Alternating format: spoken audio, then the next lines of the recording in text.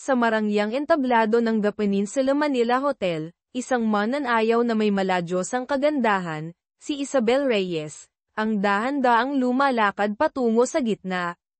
Ang bawat kaakit-akit niyang kurba, bawat mahiwagang galaw, ay agad na bumihag sa kaluluwa ni Miguel Alonzo, ang eleganteng negosyanteng nasa unang hilera. Sa tabi niya, ang kanyang asawang si Cristina de Villa, ay walang tigil sa pagsasalita, ngunit tila hangin lamang kay Miguel ang lahat ng sinasabi nito.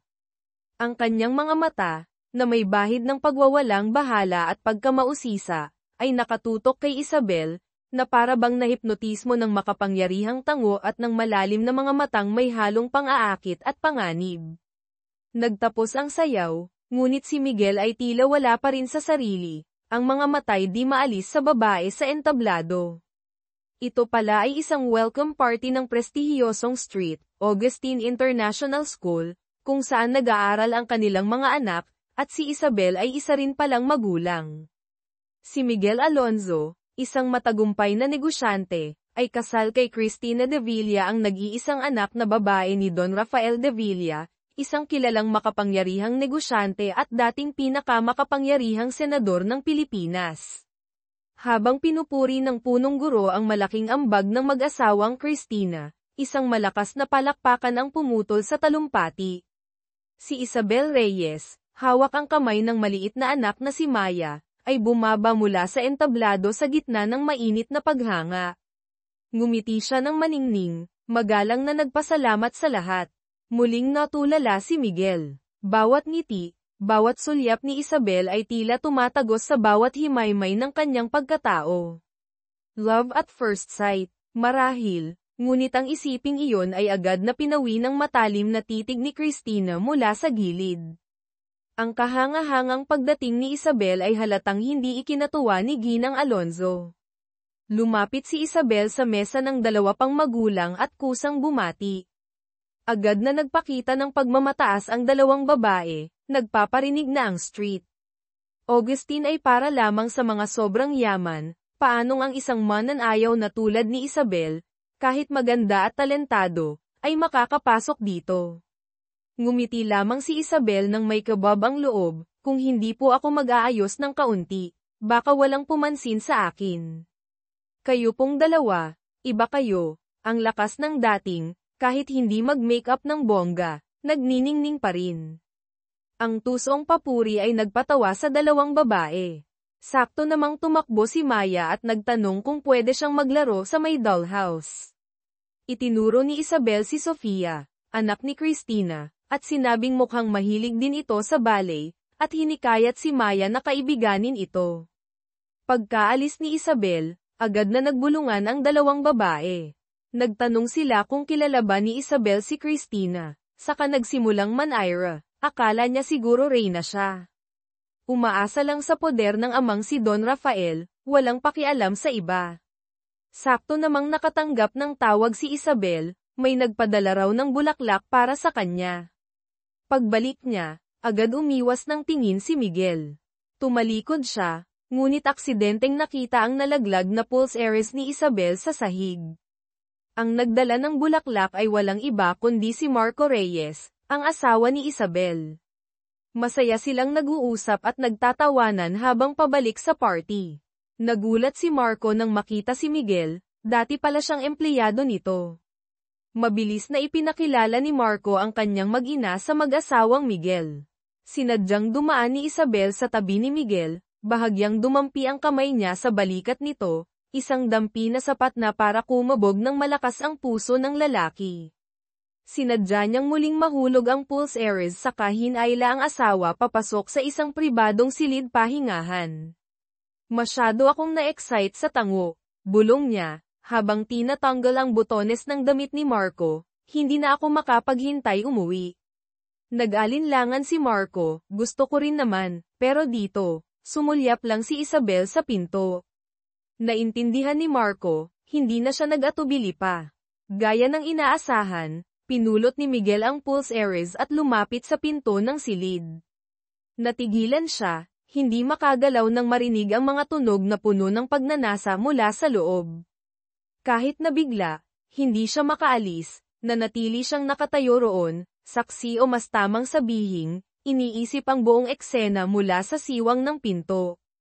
Kalahati ng plano ni Isabel ay nagtagumpay na. Ang masakit na nakaraan, 13 taon na ang nakalipas, si Isabel, na nooy isang batang babae pa lamang, ay nasaksihan sa sariling mga mata ang brutal na pagbugbog sa kanyang ama, ang respetadong presidente ng Reyes Holdings, ng mga tauhan ni Don Rafael de Villa hanggang sa ito'y mamatay. Ang layunin ni Don Rafael ay agawin ang kumpanya at ang eksklusibong teknolohiya nito. Pinilit niya ang ama ni Isabel na ibigay ang selyo ng kumpanya ngunit nabigo. Akala nila'y patay na rin si Isabel sa gitna ng dugo kaya't iniwan nila siya. Sa kabutihang palad, isang mabait na batang abogado, si Benigno Ben Santos, ang nakakita sa kanya at tumulong para makapunta siya sa Amerika bilang refugee. Bago umalis, nanumpa si Isabel, ang kabutihan mo, babayaran ko ng higit pa balang araw. Utang na dugo, dugo rin ang kabayaran. Pagkatapos ng party, inihatid ni Isabel si Maya sa eskwela. Hinarang ang kanilang sasakyan sa gate. Pagbaba niya para tingnan, halos tumigil ang tibok ng puso ni Isabel. Ang kaaway na pumatay sa kanyang ama, si Don Rafael de Villa, ay nakatayo roon, may mapagmataas ng ngiti at pamilyar na makapangyarihang tingin. Ang ngiting iyon ay tila libu-libong patalim na humihiwa sa puso ni Isabel. Bumalik ang masalimuot na nakaraan, puno ng sakit at galit. Napahigpit ang hawak niya sa rehas hanggang sa damyugo ito nang hindi niya namamalayan. Matapos kumalma sa banyo, sinubukang hugasan ang dugo at itago ang emosyon, paglabas ni Isabel ay bigla niyang nakasalubong si Miguel. Nagkatanguan lamang sila. Pinilit ni Isabel na ngumiti, kahit nanginginig ang mga labi. Isang mahalagang hakbang na naman sa kanyang plano ang natapos. Kagabi, nang magtama ang kanilang mga mata sa party, nailang si Miguel at umiwas. Nang aksidente niyang mahawakan ang kamay nito habang inaabot ang kopeta, isang di nakikitang kislap ang nagsimula.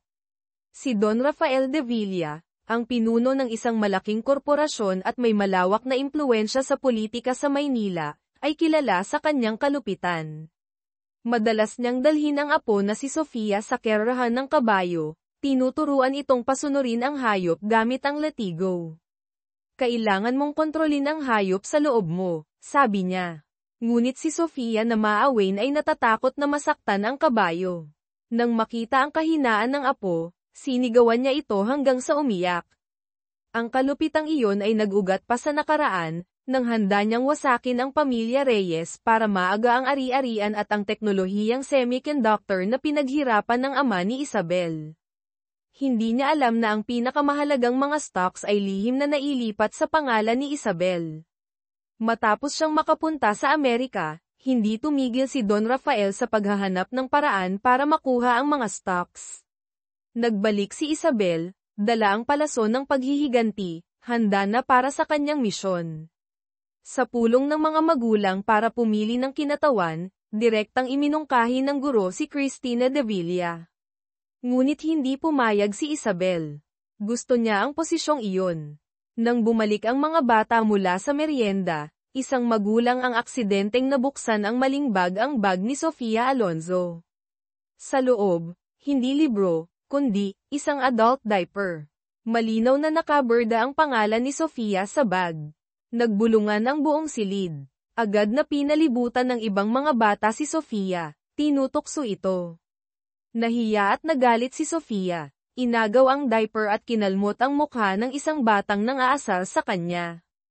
Agad na pumasok ang mga bodyguard ni Cristina. Hinihinging humingi ng tawad ang kabilang magulang kay Cristina at sa Senyorita Sofia.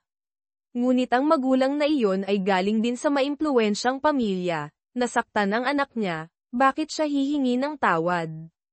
Tumindi ang tensyon. Si Cristina, para mapanatili ang dignidad, malamig na nagsabing may iba siyang lakad, sa ibang araw na lang pag-usapan, saka hinayla ang anak paalis. Tahimik na nakatayo si Isabel sa isang sulok, bahagyang nakaangat ang gilid ng labi sa kasiyahan.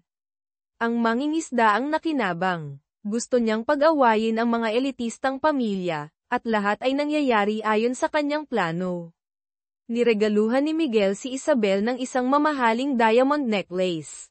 Walang babaeng makakatanggi sa kumikinang na regalo at sa matinding damdaming nasa likod nito.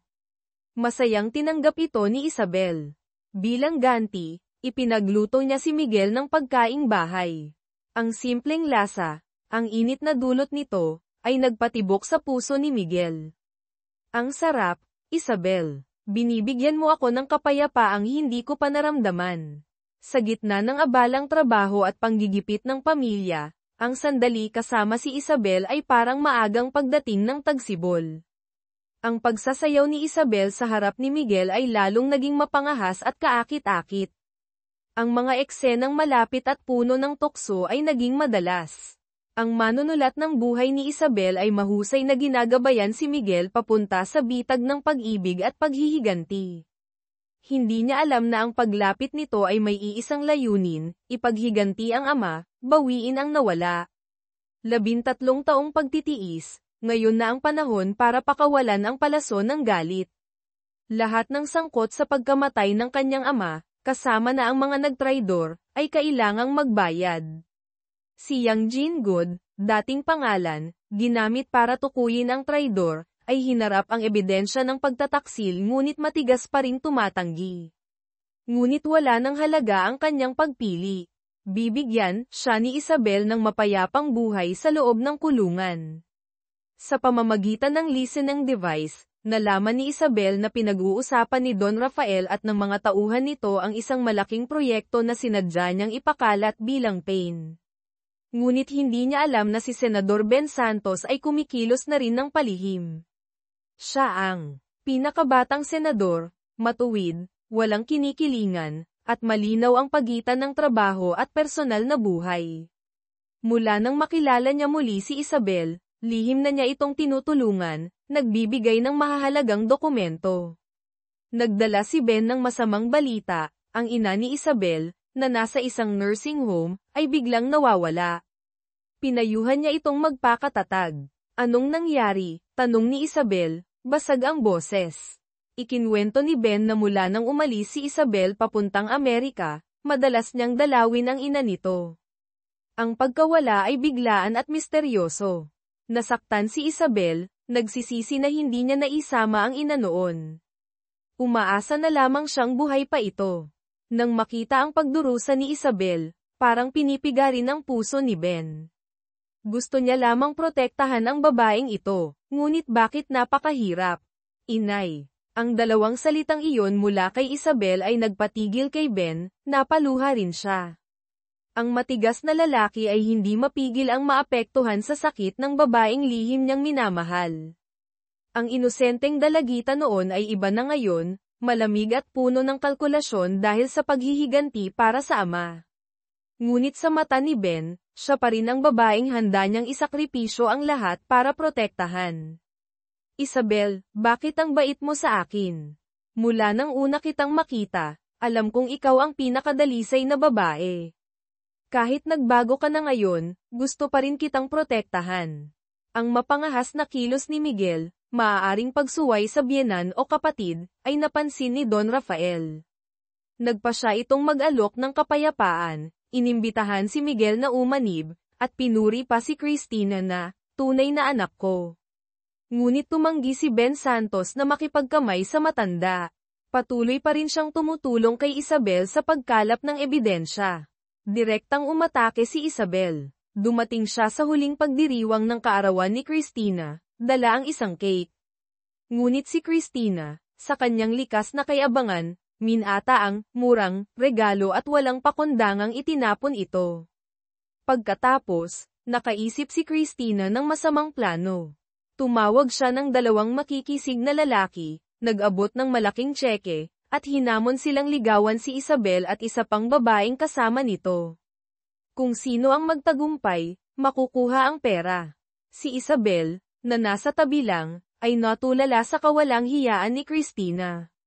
Dahil dito, muntik nang hindi matuloy ang pagtatanghal ni Isabel kinagabihan, maaaring dahil ginipit siya o naapektuhan ang kanyang isip. Tiniis niya ang sakit, nagbihis, at umakyat sa entablado. Habang tinitingnan ang mga manonood, ang masamang babaeng si Christina na nakangisi, ang mga mata ni Isabel ay naging kasing talam ng kutsilyo. Gusto niya silang pagpira-pirasuhin. Akala ni Christina ay bahagi lang iyon ng pag-arte. Maging masunurin ka, mamahalin ka. Galawin mo ang interes ng mga nasa taas, dudurugin ka tila iyon ang mensahe sa mga mata ni Christina. Ang pamilyang Alonzo ay makapangyarihan sa loob ng maraming henerasyon, ngunit sa panahon ni Miguel, isinantabi siya.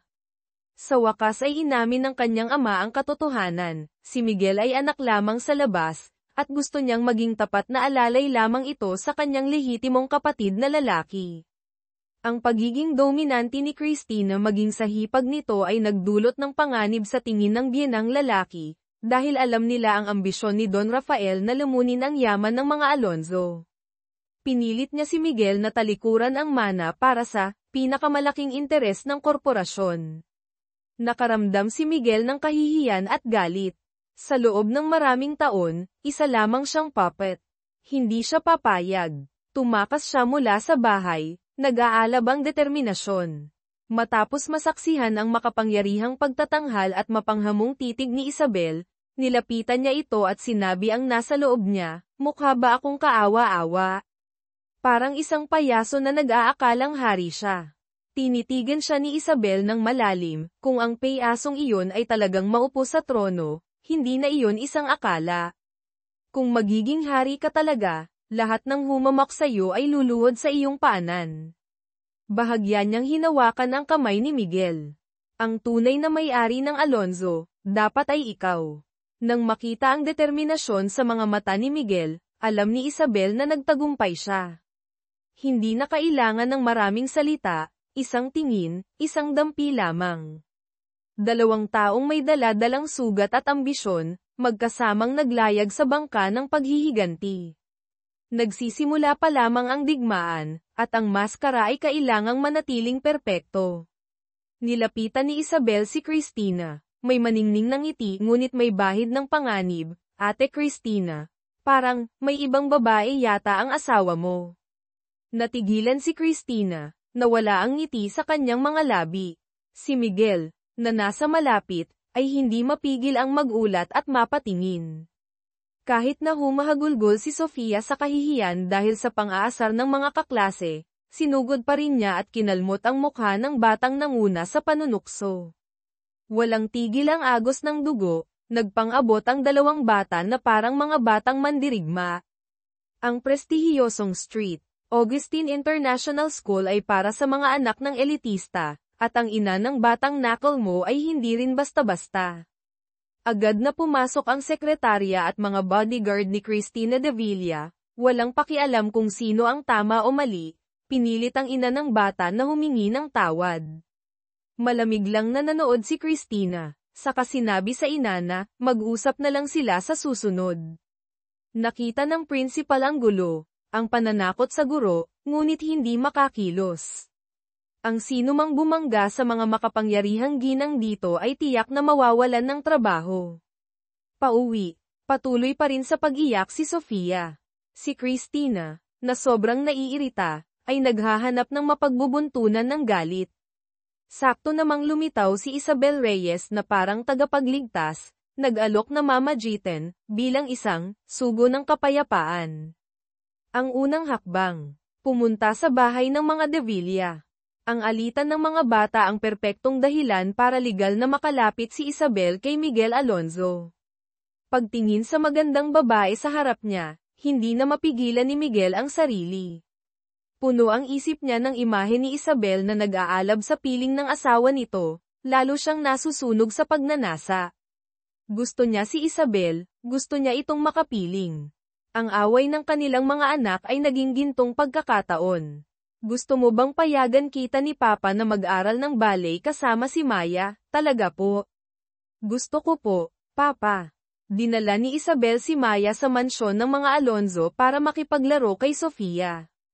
Si Miguel, na hindi kailanman sumusundo sa anak, ay kusang pumunta sa bahay ni Isabel, kunwari sasanduan si Sofia. Alam na niya ang address nito. Ang Pulse Aries na nahulog ni Isabel sa party, lagi niyang daladala. Ngayon, siya mismo ang nagsusuot nito pabalik sa manipis na palso ni Isabel, isang kilos na lalong nagpalalim sa kanyang pagkahumaling, wala nang kawala. Kinabukasan, naglaro ulit si Maya sa bahay ng mga Alonzo. Muling dumating si Miguel para sunduin ang anak.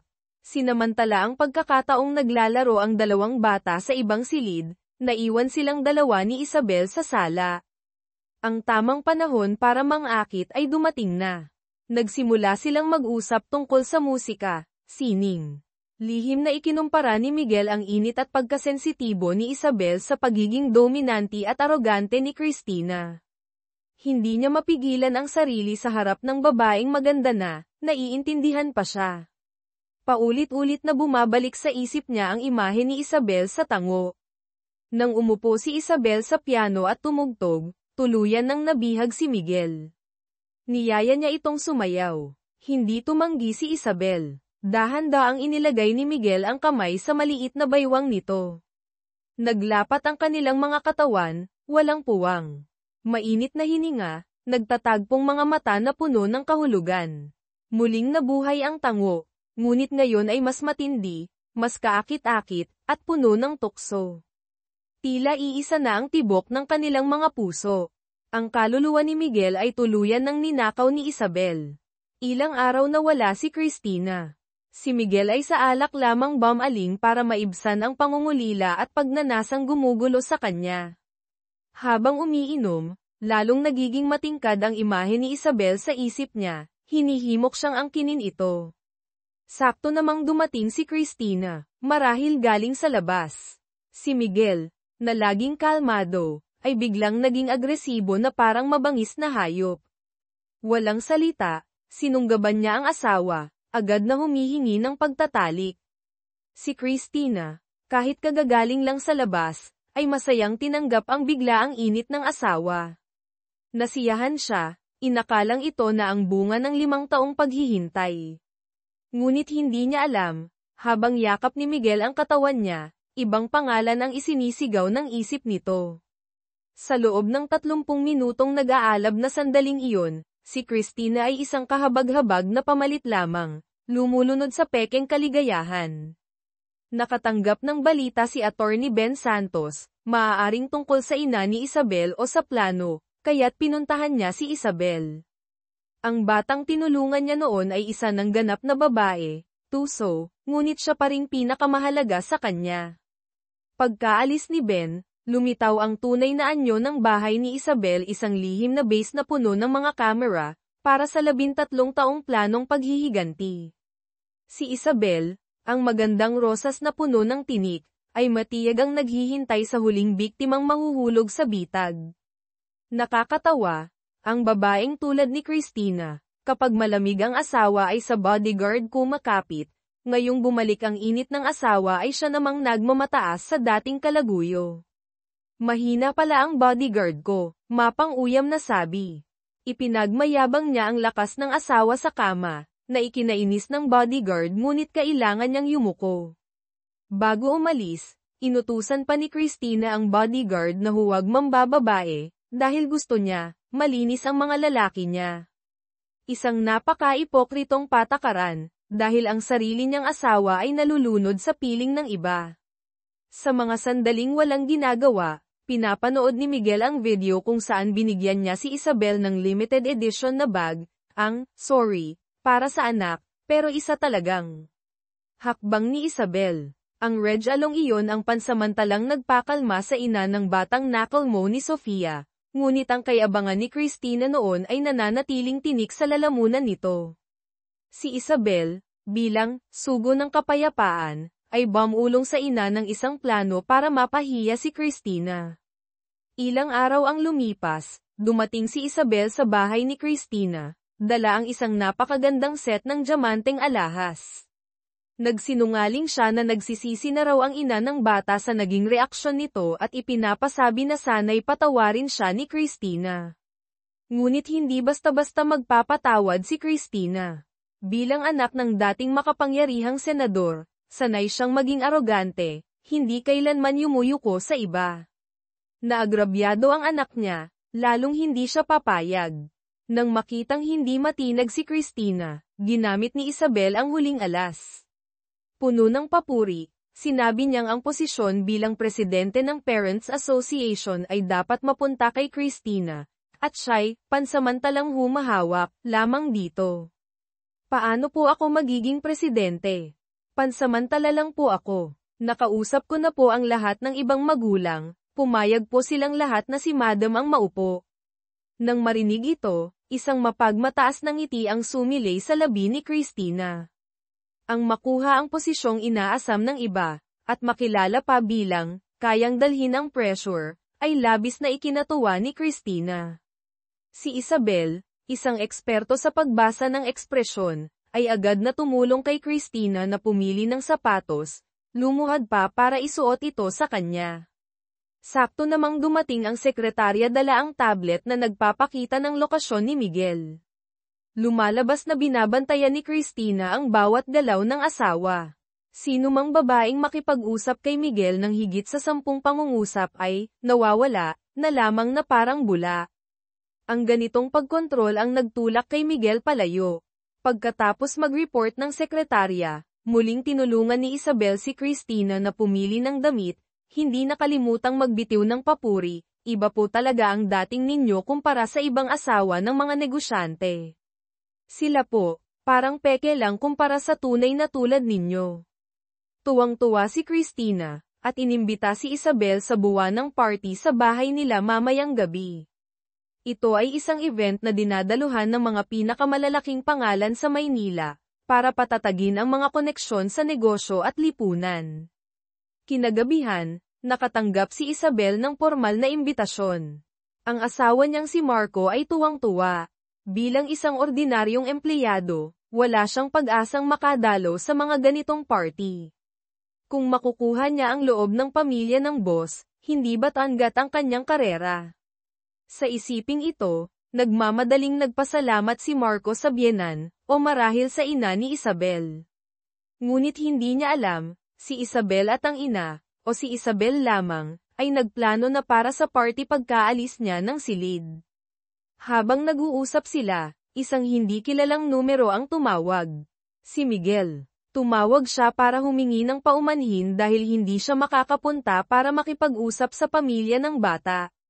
Ngunit pagkatapos ng ilang salita, iniba ni Isabel ang usapan, inimbita po ako ni Madam sa party mamayang gabi. Makikita ko po ba kayo roon? Inaabangan ko po. Kinumpirma ng tawag na ito ang hinala ni Isabel, alam ni Miguel na sinusundan siya at mayroon siyang lihim na telepono. Sa marangyang party, dumating si Don Rafael de Villa, Vice Chairman sa korporasyon o katulad na posisyon. Nakita ni Miguel ang mapagmataas ng ngiti nito, bakas sa mata ang galit. Agad siyang hinayla ni Christina papunta sa kanilang mesa. Doon napansin ni Don Rafael si Isabel, nakasama nila sa mesa. Bakit parang pamilyar ang mukha ng babaeng ito? Ngunit nang malaman niyang matalik na kaibigan ito ng anak niya, iwinaksi niya ang isiping iyon. Paano niya may isip na ang magandang babaeng ito ay ang anak ng lalaking pinabugbog niya hanggang mamatay noon? Nang ipakilala ni Christina si Isabel, kusa itong bumati kay Don Rafael. Ngunit nang tumingin ito ng diretso sa mga mata ni Isabel, biglang nawala ang ngiti sa labi nito, saka nanigas. May problema ba sa mata ko? Akala ko estudyante ka lang. Tuluyan na niyang nakalimutan ang mukha ng kanyang biktima. Kumabog ng malakas ang puso ni Isabel, ngunit mabilis niyang nabawi ang pagkakalmado. Ang kalmadong iyon ay isang perpektong maskara lamang para itago ang nagwawalang damdamin. Nagpaalam siyang magbabanyo para makatakas sa tensyon.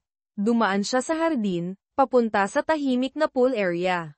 Pumulot si Isabel ng isang maliit na kahoy na may baga pa mula sa abo, at walang pag-aalinlangang itinusok ito ng malakas sa kanyang hita. Ang pisikal na sakit ang tumulong sa kanya na pigilan ang pagnanasang sugurin at sakalin ang kaaway. Pag-angat ng ulo, nagulat siyang makita si Miguel na nakatayo di kalayuan, matamang nakatingin sa kanya. Sinundan pala siya nito. Nagmamadaling tinakpan ni Isabel ang sugat. Nang akma siyang aalis, hinawakan ni Miguel ang braso niya. Pakawalan mo ako. Kumawala si Isabel, nagmamadaling tumakbo papasok sa banyo, at binuhusan ng malamig na tubig ang mukha para kumalma. Pagtingin sa salamin, sa kanyang determinadong ngunit puno ng sakit na mukha, lalong tumindi ang kanyang pagnanais na maghiganti. Pauwi, walang tigil si Marco sa pagpuri tungkol sa party, sa mga humahangang tingin kay Isabel. Inosente siyang ipinagmamalaki ang asawa. Wala man akong kwenta, pero ang asawa ko, the best, okay. Malamig lamang ang tugon ni Isabel. Pagdating sa bahay, nagkulong siya sa silid. Nang tangkang lumapit si Marco, tuwiran siyang tinanggihan nito. Gulat ang asawa, walang nagawa kundi matulog sa guest room. Mag-isa sa dilim, nalunod si Isabel sa mga alaala ng araw na pinatay ang kanyang ama. At isang masakit na katotohanan ang bumalik, ang lalaking nagbigay impormasyon sa 3 pumatay noon, ay walang iba kundi si Marco, ang asawa niya ngayon. Ang kasal na ito, simula pa lang, ay bahagi na ng kanyang malupit na plano ng paghihiganti. Lahat ng rosas ay may tinik. Tumayo si Isabel sa harap ng salamin, maingat na tinatakpan ng concealer ang tato na rosas, o ibang simbolo, sa kanyang likod. Gusto niya itong burahin, na para bang gustong burahin ang masakit na nakaraan. Nag-makeup siya ng mabuti, pinili ang pinakakaakit-akit na damit. Hinayaan niyang lumugay ang kanyang mahaba at itim na buhok. Sigurado si Isabel na ngayong gabi, sa mismong kaarawan ni Cristina, pupuntahan siya ni Miguel. Sa pagkakataong ito, hindi lang niya hihilahin si Miguel sa kasalanan, kundi ipapatikim din niya kay Cristina ang sukdulang sakit. Inihanda na niya ang 2 damit para kay Cristina, isang asul para sa Latin dance event noon, at isang matingkad na pula para sa kaarawan nito ngayon. Si Cristina, walang kaalam-alam, ay puno pa rin ng pananabik. Sinabihan niya ang mga katulong na huwag sabihin ang anumang plano, dahil gusto niya ng sorpresa. Hinanap niya si Miguel sa opisina nito, nakitang nag-iisip ito ng malalim, at inosenteng inakala na pinaplano nito ang sorpresa para sa kanya. Kahit saan mo piliin, gusto ko. Mommy, saan po tayo pupunta? Tanong ni Sofia. Ayaw niyang pumunta sa hotel sa kaarawan niya. Ngunit kinabukasan, walang nagbago sa bahay, isang ordinaryong hapunan lamang ang nakahanda. Ang mas masakit, pumasok pa sa trabaho si Miguel sa mismong kaarawan ng asawa. Nang ilabas ng katulong ang isang ordinaryong cake, sumabog ang galit ni Cristina. Itinapon niya ang cake, sumisigaw sa galit. Pumunta siya sa opisina ni Isabel para maglabas ng sama ng loob, ngunit laking gulat niya nang sabihin ni Isabel na, may meeting, siya. May meeting po ako kay Senator Ben Santos, nagkataon lang po na birthday ninyo. Naiintindihan ni Cristina ang kahalagahan ni Ben Santos sa politika, kaya't nilunok na lamang ang galit. Bago umalis, si Isabel, hindi pa nito nakalimutang magbigay ng pekeng pagbati, kailangan niyo pong alagaan si Senator So. Maaaring maling pangalan o ibang karakter na konektado kay Ben. Naupo si Cristina sa opisina ni Isabel, naghihintay ng tawag ni Miguel. Naghintay siya mula umaga hanggang gabi, hanggang sa maubos ang pasensya. Pinakamasamang kaarawan. Pati upuan ay parang nangaasar sa kanya. Sumigaw siya ng malakas sa sobrang galit, napunit pati ang mamahaling scarf niya. Padabog siyang umalis sa opisina, wala nang pakialam kung may sorpresa pa o wala. Inutusan ang sekretarya na ihatid siya sa hotel na binok ni Miguel, may natitira pang bahagyang pag-asa. Samantala, si Miguel, pagkatapos ng buong araw na pag-iisip, ay nakapagpasya na. Sumama siya kay Isabel para pumili ng damit. Para hindi masundan, pinatay niya ang kanyang telepono. Si Cristina, suot ang napakagandang pulang damit na pinili ni Isabel, ay pumasok sa hotel suite na kumakabog ang dibdib, kahit 1/10,000th na lang ang pag-asa. Ngunit ang sumalubong sa kanya ay isang walang lamang silid, walang palamuti. Hindi matawagan ang telepono ni Miguel. Gumuho ang huling pag-asa. Umuwi si Cristina na parang wala sa sarili, Pinagbabasag ang lahat ng madaanan. Ang matinding pag-ibig kay Miguel ay naging pait, kahihiyan, at hagulgol. Tinawagan niya ang ama, si Don Rafael, para humingi ng simpatya, ngunit masasakit na salita lamang ang natanggap, para kang bata. Pati isang birthday hindi mo maayos. Walang kwenta. Binabaan siya nito ng telepono. Desperada, si Isabel na lamang ang natitira niyang matawagan. Si Isabel, syempre, alam na alam ang dahilan ng pag-iyak ni Christina, ngunit nagkunwaring walang alam. Mahal na mahal mo siya, alam ko. Pero siguro, mali ang paraan mo ng pagmamahal. Hindi pwedeng dahil mahal mo, bibigyan mo siya ng sobrang kalayaan. Ang mapait na payo ay parang huling patalim na tumusok sa durog ng puso ni Christina. Christina de Villa, isang trahedyang babae. Ipinanganak sa yaman at kapangyarihan, ngunit hindi nakuha ang pag-ibig ng lalaking pinakamamahal, at hindi pinagkakatiwalaan kahit ng sariling ama. Nagkunwaring umaalaw si Isabel sa telepono, pupunta na ba ako dyan sa iyo ngayon? Alam niyang si Christina, na mas mahalaga pa ang dignidad kaysa buhay, ay hinding-hindi magpapakita ng kahabag-habag na itsura. Babae nga naman, sino bang gustong makita sa pinakapangit na itsura habang umiiyak? Gaya ng inaasahan, tumanggi si Christina, makikipagkita na lang daw sa ibang araw. Pagkababa ng telepono, isinuot ni Isabel ang isang puting seda na pantulog, nagsuot pa ng high heels, at tahimik na umupo na parang isang reyna ng kadiliman, naghihintay kay Miguel. Isang itsurang mapanganib at mapang-akit. Ngayong gabi, gusto niyang buksan ang pinakamalalim na pinto ng impyerno, hilahin ang lahat ng nagdulot sa kanya ng sakit sa isang walang katapusang ikot ng pagnanasa at kasalanan. Ang malupit na babaeng ito ay hindi lang gustong pabagsakin ang isang lalaki, gusto niyang durugin ang buong mundo nito. Pag-uwi ni Miguel, nakita niya ang sala na wasak na parang pinasok ng magnanakaw. Hindi na kailangang magtanong, alam niyang, obra maestra, ito ni Christina matapos siyang hindi umuwi kagabi. Pagod na ako sa iyo, Christina, nasisiraan ka na ba? Anong sinasabi mo? Nanginginig si Christina, hindi makapaniwala sa naririnig. Dati, kahit pakunwari lang, magpapaliwanag si Miguel. Ngayon, kahit isang kasinungalingan ay ayaw na niyang sabihin.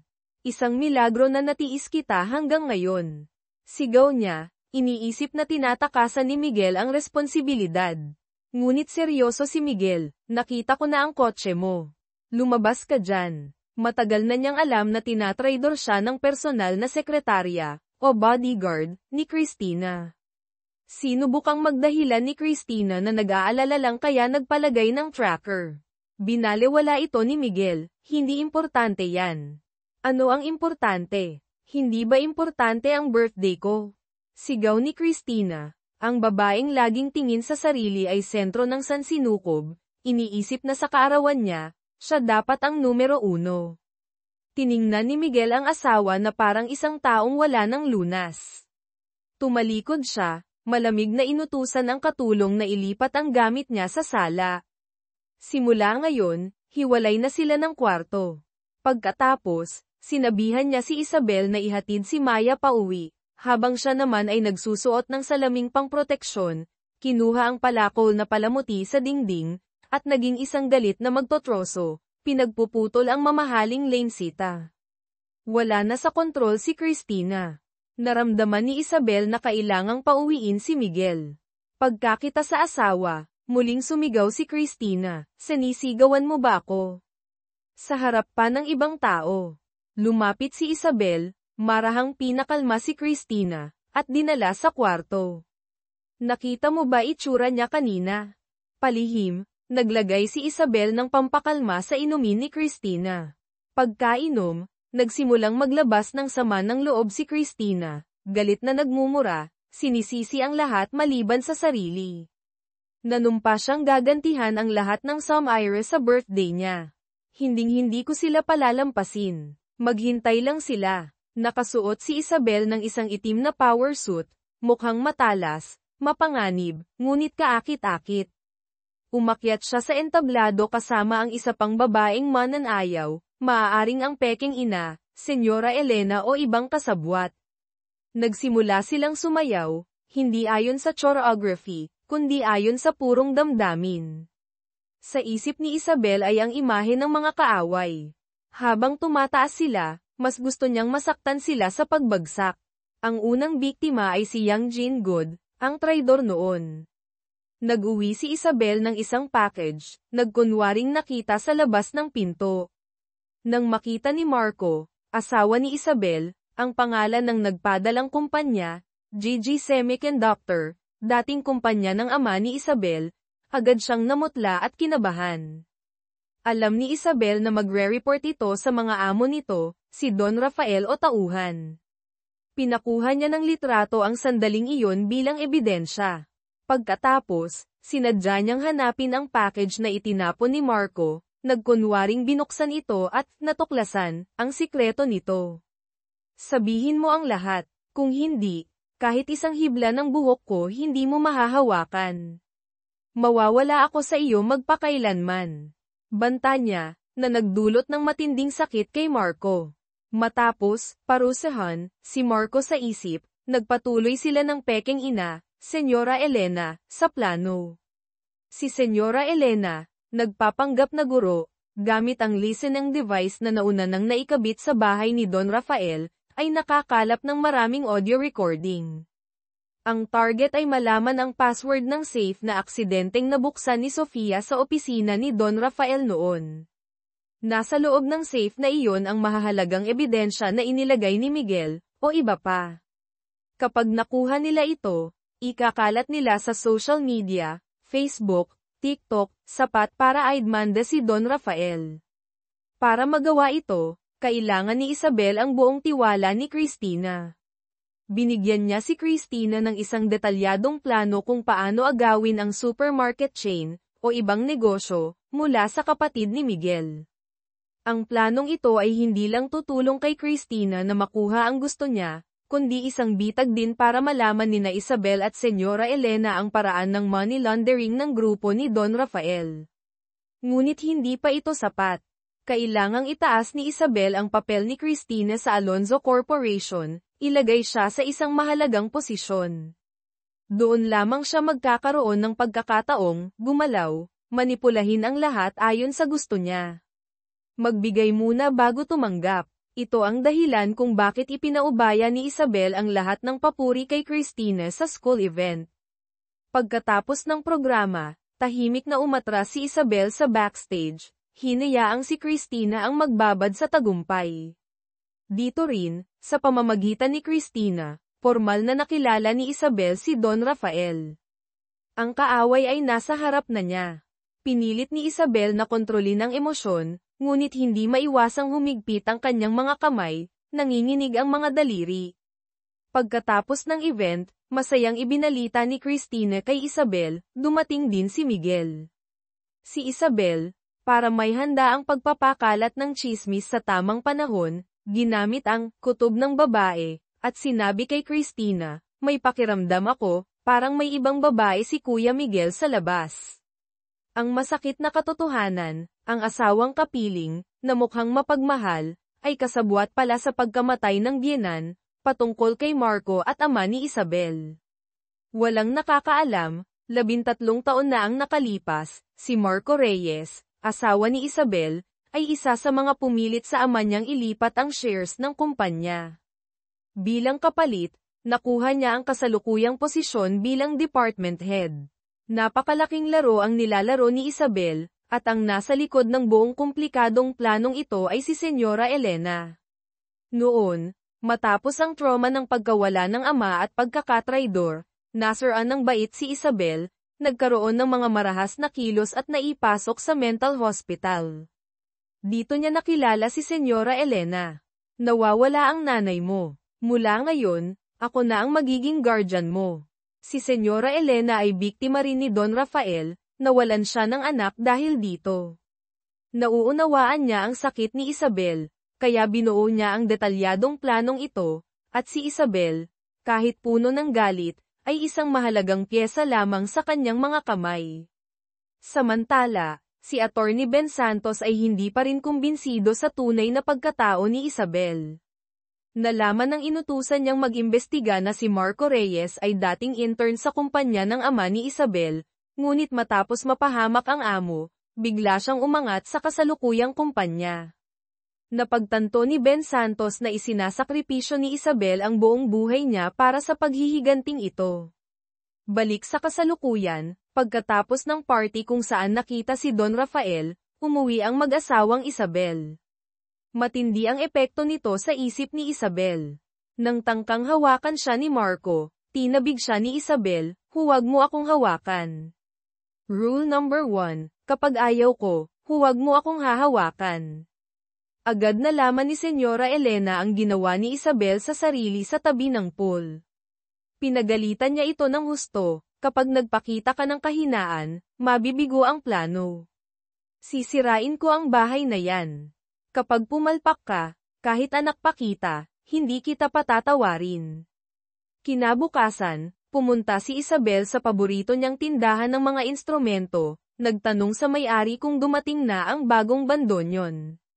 Sinabi ng may-ari na kamakailan lang ay may isa ring customer na nagtanong tungkol dito, at nag-alok pa ng napakataas na presyo.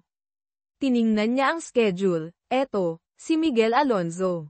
Natigilan si Isabel, hindi niya inaasahang alam din ni Miguel ang tindahang ito. Speaking of the devil, sakto namang pumasok si Miguel. Nagtama ang kanilang mga mata. Agad na aalis sana si Isabel, ngunit pinigilan siya ni Miguel. "Bakit mo gustong bumili ng bandonyon?" "Dahil gusto ko ng tango," sagot ni Isabel. Naalala ni Miguel ang sinabi ni Isabel tungkol sa tango at sa mga taong kailangang maghilom ang sugat. Naramdaman niyang may itinatago ito. "Anong ibig mong sabihin? Anong sugat?" Nang makitang nagsisimula ng magduda si Miguel, ginamit ni Isabel ang huling sandata, isang biglaang halik, mainit at mapang-akit, sapat para patigilin ang anumang tanong. "Hindi ba't gustong-gusto mo akong makuha? Ako rin. Huwag na nating isipin ang iba, sundin na lang natin ang nararamdaman natin." Si Cristina, anak ng dating senador, ay nakakaranas ng panunumbat mula sa pamilya ng asawa dahil hindi makapagbigay ng anak na lalaki. Ang masungit niyang hipag ay nanggatong pa, 43 na ang bayaw mo. Hindi matanggap ni Cristina ang kahihiyan. Sa kusina, sinadya niyang mabasag ang isang mangkok, na naging sanhi ng pagkasugat ng hipag niya nang matapakan ang bubog. "Hindi po ako sanay sa gawaing bahay kaya medyo lampa." Halatang sinadya. Narinig ang sigawan, pumasok ang lahat. Mabilis na hinayla ni Miguel si Cristina palabas, pinayuhang magpasensya. Ngunit naglabas ng sama ng loob si Cristina. "Sa tuwing pupunta tayo sa family gathering nila, stress ako, kailangan kong uminom ng gamot para makayanan. Siya ang nangangailangan ng anak na lalaki, bakit ako ang ni-pressure?" Si Miguel ang pangalawang anak, kahit magaling, dahil wala pang anak na lalaki, hindi pa ipinapasa ng ama niya ang buong kontrol sa kumpanya. Galit na sinigawan ni Cristina ang asawa, "Kasi hindi mo ako ginagalaw. Tingnan mo kung ilang taon na ako." Ang mga salitang iyon ay parang patalim sa puso ni Miguel, at ni Cristina. Umuwi si Cristina, tumawag kay Isabel para maglabas ng sama ng loob. Nagkwentuhan sila at nag-ayos na mag-shopping kinabukasan. Sa susunod na pulong ng mga magulang, iprinesenta ni Isabel ang detalyadong plano para sa anibersaryo ng eskwela, nagmungkahing mag-imbita ng mga kilalang personalidad mula sa iba't ibang larangan para magsalita. Mainit itong tinanggap, matalinong ipinaubaya ni Isabel ang lahat ng kredito kay Cristina. Pagkatapos ng pulong, tinanong ni Isabel si Cristina kung sino ang gusto niyang imbitahan. Sinabi ni Cristina na gusto niyang imbitahan ang kandidato sa pagkapangulo si Attorney Benigno, Ben Santos. Nang marinig ang pamilyar na pangalan, kusang nag-alok si Isabel, "Ako na po ang bahala dyan." Ang pagiging maasikaso ni Isabel ay lalong nagpalakas sa tiwala ni Cristina. Pumunta sila sa isang mamahaling butik para mag-shopping at mag-relax. Ang mayayaman, kapag malungkot, napupuno ang aparador. Si Christina ay nag-aalala na ang kawalan ng anak na lalaki ay makakaapekto sa mana ng asawa, at naiinis sa panlalamig ni Miguel. Muling nagbigay si Isabel ng magandang ideya, ngunit nagdahilang may makakarinig, kaya't dinala si Christina sa bahay nito. Matapos paalisan ang lahat ng katulong, ibinulong ni Isabel ang plano, mag-aral ng tango. Ang pag-aaral ng tango ay nakakapagpalakas ng katawan, nakakapasigla, hindi mahirap bumata. Pwede kang mag-perform ng tango sa anibersaryo ng eskwela, imbitahan ng ibang magulang na sumali. Sa oras na yun, sa iyo lahat ang spotlight, siguradong lahat may inggit. Lubos na nakumbinsi si Christina sa napakagandang ideya ng kaibigan.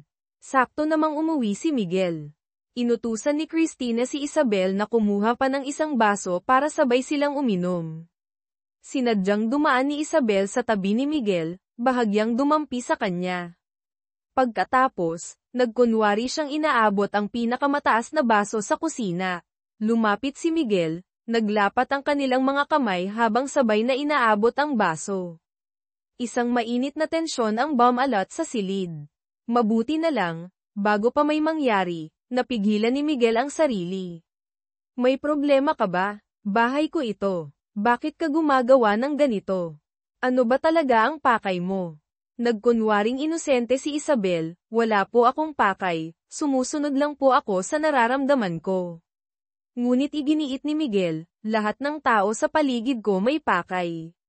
Sisiguraduhin kong malalaman ko kung bakit ka lumalapit sa akin. Bumalik sa sala, uminom ang dalawang mag-asawa.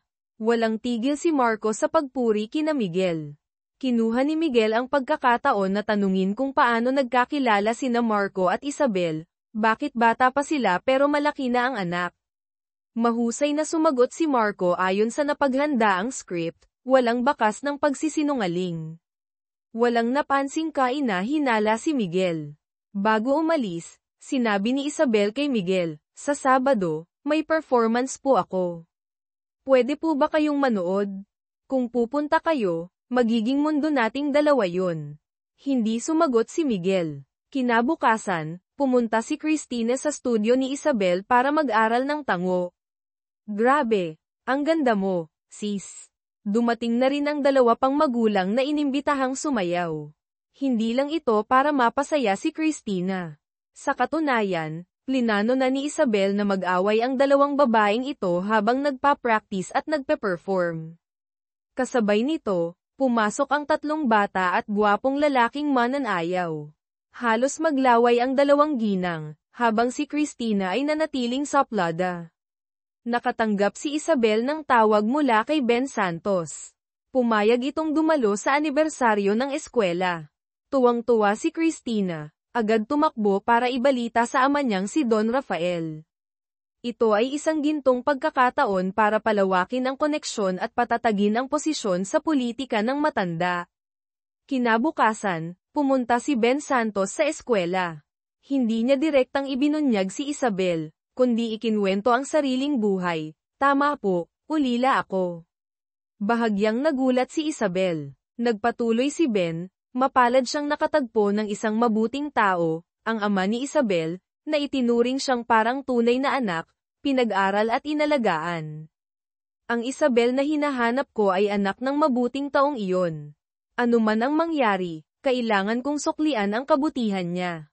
Pagkatapos, inabutan niya si Isabel ng isang folder ng mga dokumento tungkol kay Miguel.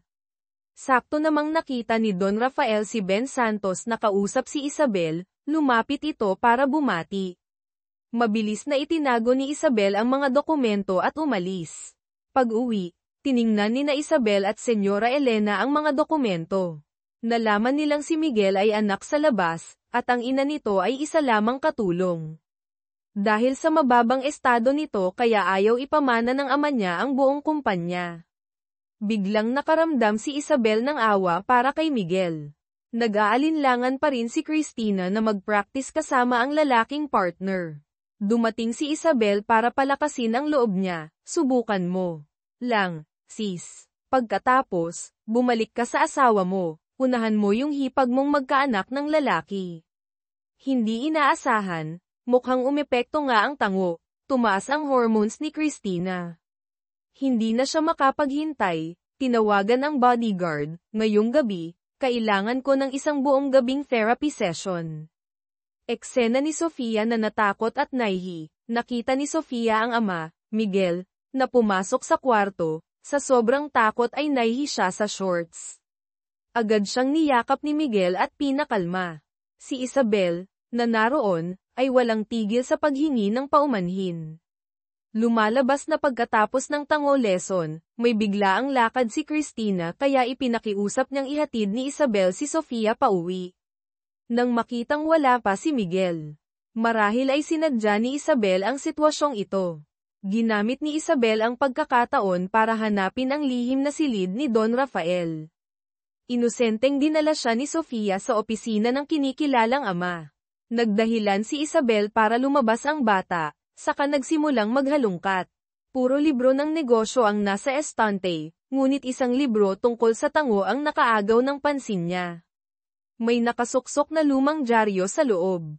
Sakto namang pumasok si Sofia kaya nagulat si Isabel. Bamulong ang bata na ipapakita niya kay Isabel ang sikreto. Mabilis na kinuha ni Sofia ang isang libro sa estante, pinindot ang isang nakatagong butones. Dahan-daang bumukas ang pader sa likod ng estante, naglantad ng isang lihim na silid. Nakita ko po si Papa na nag-input ng password dati, inosenteng sabi ni Sofia. Pumasok sila. Puno ito ng mga lihim na dokumento, kumikinang na ginto at alahas, at hindi mabilang na ebidensya ng mga iligal na transaksyon ng korporasyon ng De Villa ang mga bagay na matagal nang hinahanap ni na Isabel at Senyora Elena. Ngunit sakto namang dumating si Miguel. Nang marinig na naroon si Isabel, kinutuban siya ng masama at dumiretso sa opisina. Mabilis na hinayla ni Isabel si Sofia palabas ng lihim na silid. Mabuti na lang, nagsara agad ang pinto bago pa man makapasok si Miguel. Kinakabahan, mabilis na nagmaneho pa uwi si Isabel. Pagbaba ng kotse, nakita niya si Attorney Ben Santos na naghihintay sa gate. Hindi simpleng tao si Miguel Alonzo, babala ni Ben. Masyadong mapanganib na gamitin siya para maghiganti. Matigas pa ring hindi inamin ni Isabel ang kanyang pagkatao. Aalis na sana si Ben, ngunit pagtalikod, natanong niya ang tato na rosas na bahagyang nakalabas sa likod ng damit ni Isabel. Naalala niya ang peklat noon, at ngayon, sigurado na siya. Humarap si Isabel, malamig ang boses, may mga sugat na kailangang takpan ng mas malaking sugat para maghilom. Bamantong hininga si Ben, ang sugat sa balat, matatakpan, pero ang sugat sa puso. Huwag mong isugal ang buong buhay mo sa paghihiganti, Isabel. Kaya nakitang protektahan ngayon. Ngunit matigas na tumanggi si Isabel. Hating gabi na nang umuwi si Christina. Nakita niyang nakaupo si Miguel sa sala, natakot siya. Dapat sana ay kasama niya ang bodyguard ngayong gabi, ngunit dahil maagang umuwi si Miguel, kinailangan niyang kanselahin. Hindi nagtanong si Miguel, malamig lang na bumalik sa opisina. Napansin niyang nagalaw ang libro ng tango sa estante. Pagbukas niya, tumambad sa kanya ang laman ng lumang dyaryo, ang balita tungkol sa malagim na aksidente ng kanyang tunay na ina. Maaaring nabunyag na ang kanyang lihim na pagkatao. Sabado, araw ng performance ni Isabel, pumunta si Miguel sa tagpuan. Kung tutugunin ko ang pang-aakit mo, anong mangyayari? Tanong niya, garalgal ang boses. Bibigyan kita ng huling pagkakataon. Pagkakataong tumakas, para mapanatili ang imahe ng mabuting babae sa mata ng asawa mo. Pagkakataong hindi mamatay na parang kaawa-awang katulong sa balitang yun. Ngunit si Isabel, na nag-aalab sa galit, ay hindi natatakot. Hinayla niya ang kurtina, tinakpan sila mula sa labas, lumapit kay Miguel, mapanghamon ang mga mata, hindi ako tatakas. Gusto kitang makuha. Sa birthday party ni Christina, o ibang event, lumapit kay Isabel si Andres Alonzo, nakatatandang kapatid ni Miguel, mayaman at babero. Ilang salita pa lang, tinangka na niya itong bastyusin. Ninakaw mo na ang puso ko, dapat kang managot. Sabi niya nang may pilyong ngiti. Si Miguel, na nakakita mula sa malayo, ay nag-init sa selos at galit. Malakas niyang ibinaba ang baso ng alak, at galit na lumapit. Lasing ka na, umuwi ka na. Malamig na hinayla ni Miguel ang kapatid. Eksena ng regalo ni Ben, paano magbibigay ng regalo na makakaantig sa puso ng babae. Pinili ni Ben Santos ang Matryoshka doll. Parang pagbabalat ng sibuyas, bawat layer, pag-asa tapos bigo kapag walang laman sa loob. Tama, walang laman, misteryosong ngiti ni Ben. Ang walang plano ang pinakamalaking plano. Ang puso ko ay wala na sa akin.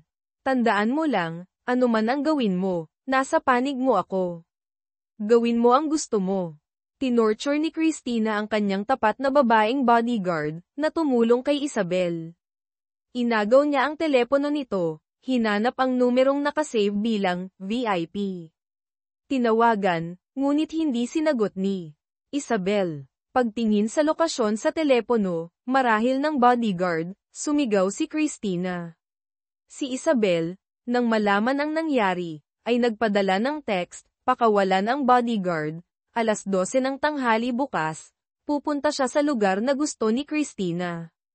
Alam ni Isabel na hindi tutupad si Christina, ngunit ginawa niya ito para mailigtas ang bodyguard sa dagdag na sakit.